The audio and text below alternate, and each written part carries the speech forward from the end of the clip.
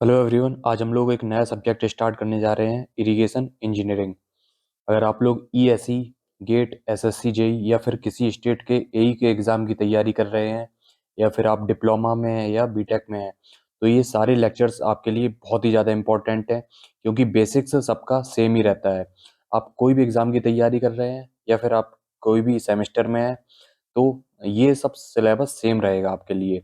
इसमें हम लोग कौन कौन से टॉपिक्स पढ़ेंगे? पहला हो गया है इंट्रोडक्शन, सेकंड हो गया है soil plant relationship, third chapter होगा आपका water requirement of crops, fourth chapter है कैनाल डिजाइन, फिफ्थ चैप्टर है सेडिमेंट ट्रांसपोर्ट, सिक्स्थ चैप्टर है lining of canals, seventh chapter हो गया है reclamation of saline and water logged soil, eighth chapter है designing of gravity dam, ninth chapter है theory of seepage. इसमें हम लोग ब्लिक्स एंड खोसलास थ्योरी पढ़ेंगे। 10वां चैप्टर हो गया है मिसलेनियस टॉपिक्स। इसमें river training, diversion headworks, canal falls, modules, cross drainage works, ये सारी चीज़ें हम लोग इसमें पढ़ेंगे। तो सबसे पहले इंट्रोडक्शन की बात करते हैं कि इरिगेशन होती क्या है। देखिए, जो इंडिया है वो एक ट्रॉपिकल कंट्री है। यहाँ पे जो बारिश है वो साल भर नहीं होती है। ये स्टार्ट होगी जून में और सितंबर तक चलती है। लेकिन इंडिया जैसी पॉपुलेटेड कंट्री में हम लोगों को जो सीरियल और पल्सेस हैं उनकी ज़रूरत साल भर पड़ती है। इसलिए हम लोगों को साल भर फिर खेती भी करनी पड़ेगी और उसके लिए साल भर पानी की ज़रूरत भी पड़ेगी। लेकिन बारिश साल भर हो नहीं रही है, तो फिर हम लोगों को इरिगेशन की ज़रूरत पड़ जाती है। तो irrigation is artificial application of water. यहाँ पे ये आपको ध्यान में रखना है, आर्टिफिशियल एप्लीकेशन ऑफ वाटर है ये to the agriculture field for the purpose of cultivation that is in accordance with crop requirement throughout the crop period. यहाँ पे दो टर्म आए हैं, crop requirement and crop period. देखिए, crop period क्या होता है? जब हम लोग बीज को बोते हैं उस टाइम से लेके जब हम लोग फसल को काट लेते हैं उस टाइम तक, ये टाइम पीरियड कहलाता है क्रॉप पीरियड। क्रॉप पीरियड बीज को बोने से लेके फसल के काटने तक का समय कहलाता है क्रॉप पीरियड। और इस क्रॉप पीरियड में फसल की कुछ ना कुछ रिक्वायरमेंट होगी in terms of water. Water के टर्म्स में फसल की कुछ रिक्वायरमेंट है जिसको हम लोग बोलते हैं क्रॉप रिक्वायरमेंट। नोट की बात करते हैं यहाँ पे, crop period is the period from instant of sowing to the instant of harvesting. तो क्रॉप पीरियड हो गया है सोइंग से लेके हार्वेस्टिंग तक के बीच का समय कहलाता है क्रॉप पीरियड।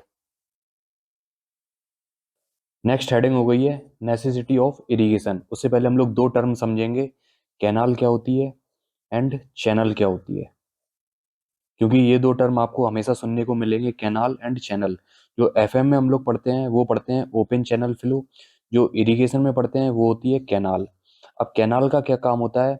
जो रिवर बह रही है, यहाँ पे हम लोगों ने एक डैम बना दिया या बियर या बैराज बना दिया, यहाँ पे वाटर इकट्ठा हो गया, यहाँ से हम लोग कैनाल निकालते हैं। इस कैनाल का काम होता है इस वाटर को एग्रीकल्चर फील्ड तक ले जाना। ये एग्रीकल्चर फील्ड हो गई है। तो कैनाल एक मैन मेड स्ट्रक्चर होता है और इसका काम होता है इरिगेशन वाटर को ट्रांसपोर्ट करना। जबकि चैनल क्या होती है? चैनल कुछ भी हो सकता है जो एक चीज को एक जगह से दूसरी जगह ट्रांसपोर्ट कर रही है। कोई भी चीज चैनल हो सकती है। जैसे सीवर हो गया है, तो वो भी एक चैनल है, वो सीवेज को एक जगह से दूसरी जगह ट्रांसपोर्ट कर रहा है। इस दुनिया में कोई भी चीज एक जगह से अगर दूसरी जगह जा रही है तो वो एक चैनल के थ्रू जा रही है। सीधा सीधा आप समझिए, जो कैनाल है वो एक चैनल का सबसेट है। तो canal is also a channel. तो नेक्स्ट बात करते हैं नेसेसिटी ऑफ इरिगेशन। इरिगेशन की क्या आवश्यकता है? पहला पॉइंट है इनएडिक्वेट रेनफॉल, यानी जो रेनफॉल है वो अपर्याप्त मात्रा में हो रही है। जितनी फसल को जरूरत है उतनी अगर बारिश नहीं हो रही है तो फसल की पैदावार कम हो जाएगी। इसलिए हम लोगों को इरिगेशन की जरूरत पड़ती है। सेकंड हो गया है अनइवन डिस्ट्रीब्यूशन ऑफ रेनफॉल। देखिए, किसी जगह ज़्यादा बारिश हो गई है और किसी जगह कम बारिश हुई है, तो ऐसी स्थिति में क्या होता है, जहाँ पे ज़्यादा बारिश हो गई है वहाँ पे फ्लडिंग हो जाएगी, वहाँ पे बाढ़ आ जाएगी, और जहाँ पे कम बारिश हुई है वहाँ पे सूखा पड़ जाएगा। तो ऐसी स्थिति में भी हम लोगों को इरिगेशन की ज़रूरत पड़ती है। इसमें हम लोग क्या करते हैं, जहाँ पे भी ज़्यादा बाढ़ आई है, जहाँ पे ज़्यादा पानी है, तो कैनाल्स के थ्रू उसको हम लोग कम पानी वाले इलाके में डाइवर्ट कर देते हैं उस पानी को। थर्ड हो गया है इंक्रीजिंग यील्ड ऑफ क्रॉप। अगर हम लोगों को फसल की पैदावार बढ़ानी है तो उसके लिए हम लोगों को इरिगेशन करनी पड़ेगी, क्योंकि जो फसल है उसको टाइम टू टाइम पानी चाहिए है। और जो बारिश है वो टाइम पे तो होती नहीं है, इसलिए हम लोगों को इरिगेशन की ज़रूरत पड़ती है। नेक्स्ट फोर्थ पॉइंट है, ये जो इंडिया है वो एक बहुत ही ह्यूज पॉपुलेटेड कंट्री है और यहाँ पे जो है फूड की हमेशा डिमांड बनी रहती है, इसलिए हम लोगों को साल भर फसलें उगानी रहती हैं। तो growing more than one crop in a year, अगर हम लोगों को साल में कई फसलें उगानी हैं तो उसके लिए भी हम लोगों को इरिगेशन की ज़रूरत पड़ेगी। फिफ्थ पॉइंट हो गया है growing perennial crops like sugarcane. जो शुगर केन होता है गन्ना, वो एक पेरेनियल क्रॉप है, ये 365 दिन लगा रहता है। तो ऐसी फसलों को उगाने के लिए भी हम लोगों को इरिगेशन की जरूरत पड़ती है। सिक्स पॉइंट हो गया है insurance against drought and famine conditions. Drought मतलब सूखा एंड फेमाइन मतलब भुखमरी। अगर बारिश नहीं होगी तो सूखा पड़ जाएगा, सूखा पड़ जाएगा तो फसलें नहीं उग पाएंगी, जिसकी वजह से भुखमरी आ जाएगी। इसलिए हम लोगों को इरिगेशन की जरूरत पड़ती है, जिससे कि सूखा ना पड़े और फसलें उगती रहें और भुखमरी ना हो। नेक्स्ट हेडिंग है एडवांटेजेस ऑफ इरिगेशन। इरिगेशन के क्या क्या फायदे हैं। तो इसमें डायरेक्ट एडवांटेजेस हैं और इनडायरेक्ट एडवांटेजेस हैं। तो पहले एडवांटेज की बात करते हैं, prevent from drought and famine conditions, ये ऊपर मैंने आपको बता दिया है। सेकंड एडवांटेज है इंक्रीजिंग यील्ड ऑफ क्रॉप, फसल की इससे पैदावार भी बढ़ती है, क्योंकि फसल को टाइम टू टाइम पानी मिलता रहेगा और जितना पानी उस फसल को चाहिए उतना हम लोग उसको सप्लाई करते रहेंगे। थर्ड हो गया है एलिमिनेशन ऑफ मिक्स्ड क्रॉपिंग। तो सबसे पहले हम लोग बात करते हैं मिक्स्ड क्रॉपिंग क्या होती है। देखिए जो फील्ड हो गई है, इसमें हम लोग अगर दो फसलें एक ही साथ उगा दें साइमल्टेनियसली, एक ये फसल हो गई है और दूसरी ये फसल हो गई है, एक ही फील्ड में दो फसलें एडजेसेंट या साइमल्टेनियसली उगा दी, हम लोगों ने लगा दी, तो वो कहलाती है mixed cropping. Mixed cropping means growing two और more crops simultaneously in the field. तो मिक्स्ड क्रॉपिंग के क्या क्या फायदे हैं और क्या क्या नुकसान है, अब हम लोग इसकी बात करेंगे। तो यहाँ पे सबसे पहले हम लोग एडवांटेजेस की बात करते हैं कि क्या एडवांटेज हैं। देखिए अगर इरिगेशन फैसिलिटी की लैकिंग है, यानी इरिगेशन फैसिलिटी नहीं है, उस समय मिक्स्ड क्रॉपिंग फायदेमंद होती है। हम लोगों ने जैसे दो फसलें उगा दी, अगर हम लोग रबी सीजन की बात करते हैं तो रबी सीजन में गेहूं और सरसों दो प्रमुख फसलें होती हैं रबी सीजन की, तो दोनों फसलें उगा दी। उसके बाद अगर बारिश हो गई तो वो गेहूं के लिए फायदेमंद होगी, और बारिश नहीं हुई तो वो सरसों के लिए फायदेमंद होगी। तो ऐसी स्थिति में जो किसान है उसको कुछ ना कुछ यील्ड जरूर मिल जाएगी, कुछ ना कुछ पैदावार मिल जाएगी अगर इरिगेशन फैसिलिटी नहीं है, इसलिए उस समय मिक्स्ड क्रॉपिंग फायदेमंद है।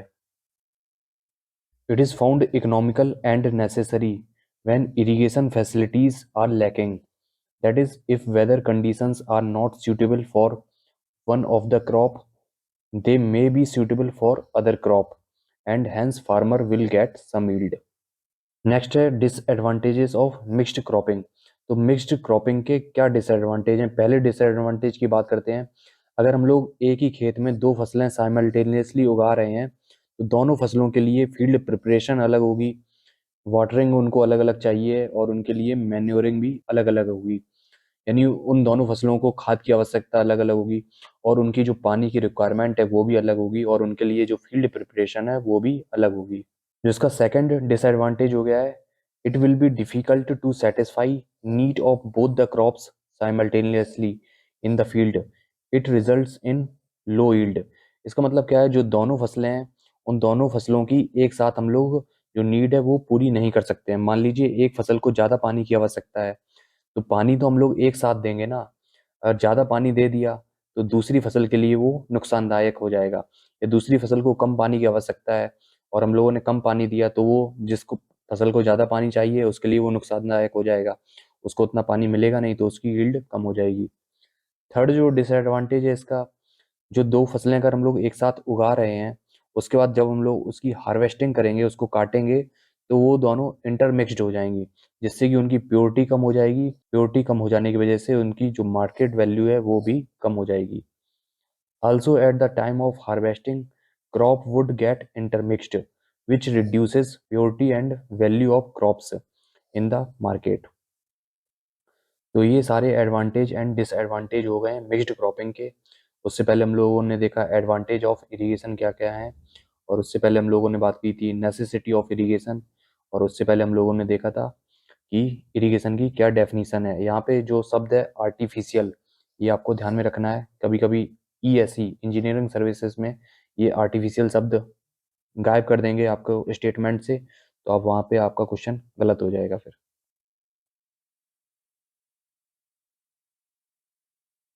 नेक्स्ट बात करते हैं इनडायरेक्ट एडवांटेज क्या क्या है इरिगेशन के। पहला हो गया है पावर जनरेशन। जो अगर हमारी कैनाल है वो काफ़ी बड़ी है तो यहाँ पे हम लोग हाइड्रो इलेक्ट्रिसिटी भी जनरेट कर सकते हैं। फॉर एग्जांपल जो गंगा एंड शारदा कैनाल है, यहाँ से हम लोग इलेक्ट्रिसिटी प्रोड्यूस कर रहे हैं कितनी, 80 मेगावाट की। ये इसका इनडायरेक्ट एडवांटेज हो गया है। दूसरा है फ्लड कंट्रोल। फ्लड कंट्रोल कैसे होता है, देखिए अगर किसी जगह ज़्यादा बारिश हो गई है तो वहाँ पे बाढ़ आएगी, और जहाँ पे कम पानी बरसा है तो वहाँ पे सूखे की कंडीशन होगी। तो ऐसी कंडीशन में क्या होता है, जो कैनाल है उसके थ्रू हम लोग पानी डाइवर्ट कर देते हैं। जहाँ पे बाढ़ आई है वहां से पानी लेके, जहाँ पे कम बारिश हुई है या सूखा पड़ा है वहां पे हम लोग इसका पानी डाइवर्ट करके पहुंचा देंगे। फ्लड कंट्रोल ऐसे हो जाएगा।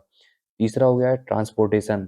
ट्रांसपोर्टेशन की फैसिलिटी कैसे मिलती है, जो कैनाल जाती है उसके किनारे किनारे एक रोड होता है, आपने देखा होगा, वो रोड होता है कैनाल के इंस्पेक्शन के लिए, लेकिन हम लोग उसको एज अ ट्रांसपोर्टेशन की तरह यूज कर लेते हैं। सेकंड हो गया है इनलैंड नेविगेशन। जो इनलैंड नेविगेशन होता है वो चीपेस्ट होता है, यानी अगर आप लोगों को सामान एक जगह से दूसरे जगह पहुंचाना है तो वो अगर हम लोग बाई एयर पहुंचाएंगे तो वो बहुत महंगा पड़ेगा, और अगर हम लोग उसको पानी के रास्ते पहुंचाएंगे तो वो काफ़ी सस्ता पड़ता है। अगर आपके पास टाइम ही टाइम है तो वो सामान पानी के जहाज़ों में लोड करके छोड़ दिया जाता है और वो जहाज़ अपने डेस्टिनेशन पे पहुंच जाते हैं। तो ये जो हो गया है inland navigation Allahabad to Haldia. Next advantage है ग्राउंड वाटर रिचार्ज।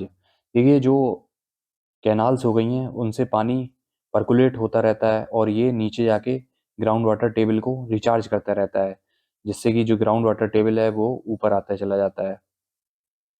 नेक्स्ट हो गया है industrial and domestic water supply.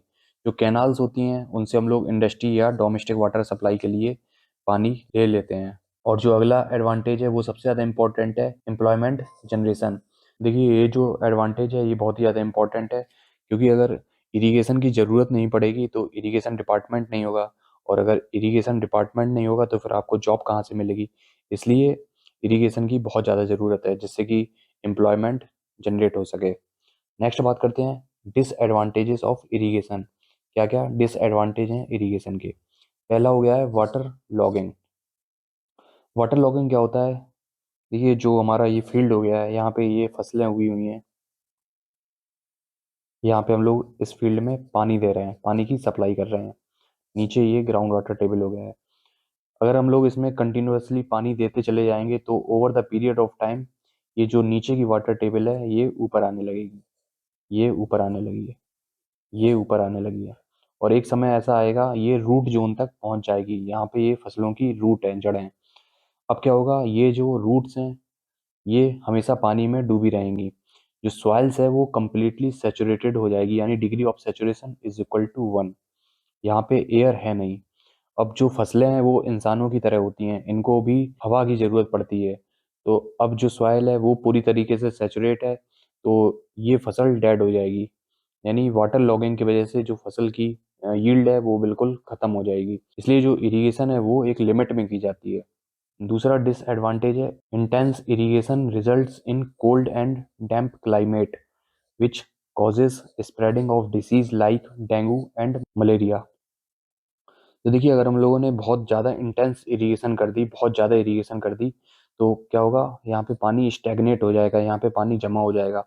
पानी जमा होने की वजह से वहाँ पे कोल्ड एंड डैम्प क्लाइमेट बन जाएगा, वहाँ पे बहुत ज़्यादा नमी अमी हो जाएगी, और जिसकी वजह से वहाँ पे जो है मच्छर वच्छर पनपने लगेंगे और डिसीज फैल जाएंगी, बीमारियां like dengue and malaria. Third हो गया है ground water pollution due to percolation of fertilisers. और इसका एक डिसएडवांटेज ये भी है कि जो ग्राउंड वाटर है वो पॉल्यूट हो जाता है। देखिए जो यहाँ पे खेत हो गया है, यहाँ पे हम लोग इस इन फसलों के लिए कुछ फर्टिलाइजर्स भी यूज करते हैं, और इन फर्टिलाइजर्स में सोडियम होता है, पोटेशियम होता है, और इसमें हम लोगों ने इरिगेशन भी की तो ये जो फर्टिलाइजर्स हैं ये वाटर के साथ मिक्स हो जाते हैं। वाटर के साथ मिक्स होने के बाद over the period of time ये नीचे पर्कुलेट करने लगते हैं।